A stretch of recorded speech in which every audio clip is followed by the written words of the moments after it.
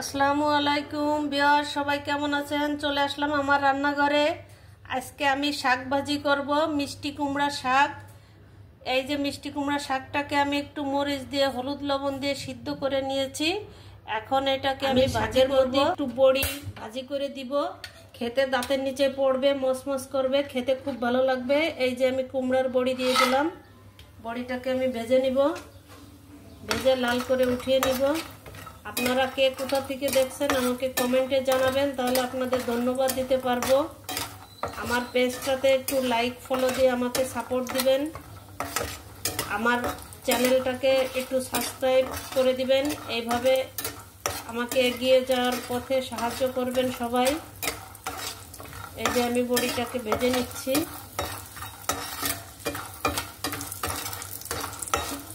এটাকে ভেজে উঠিয়ে নিয়ে গুঁড়ো করে নিব। শাকের ভিতরে দিব তো, এই জন্য একটু গুঁড়ো করে নেব। এটা আমার ভালো লাগে, বড়ি আছে তাই দিচ্ছি, নাহলে শাকটাকে এমনি ভাজি করলেই হয়ে যায়। এই যে শাকটাকে এখন ভাজি করে নিব। দিয়ে দিলাম ফ্রাই প্যান। এখন দিয়ে দিচ্ছি তেল পরিমাণ মতো। তেলটা আমার গরম হয়ে গেছে। এখন আমি দিব পেঁয়াজ কুচি, রসুন কুচি। এটাকে আমি বাদামি কালার করে ভেজে নিব।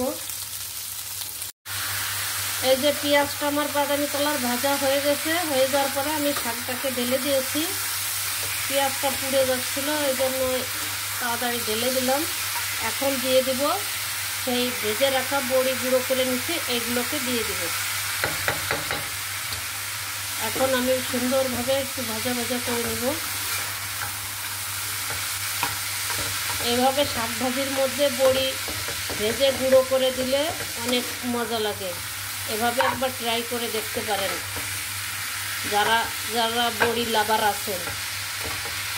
আমরা বড়ি প্রচুর খাই, তৈরি করি।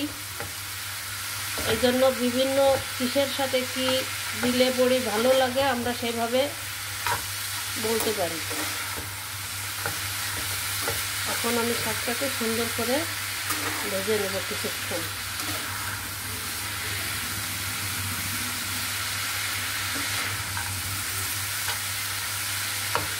এই যে আমার রান্না চলতেছে।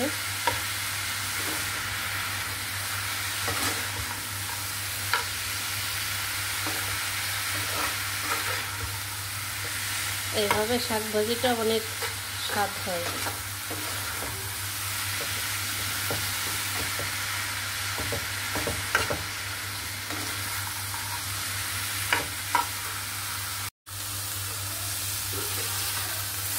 এই যে আমার শাক ভাজিটা প্রায় শেষের পথে।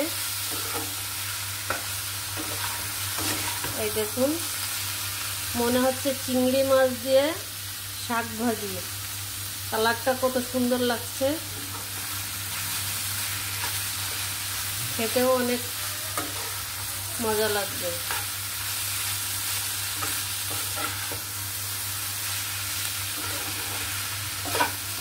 এই যে আপনারা এভাবে অবশ্যই বাড়িতে ট্রাই করবেন।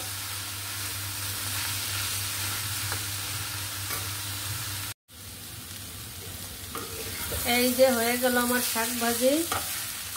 এই দেখুন, আমি এইভাবে ভাজা ভাজা করে নিয়েছি। এই যে হয়ে গেল আমার শাক ভাজিটা।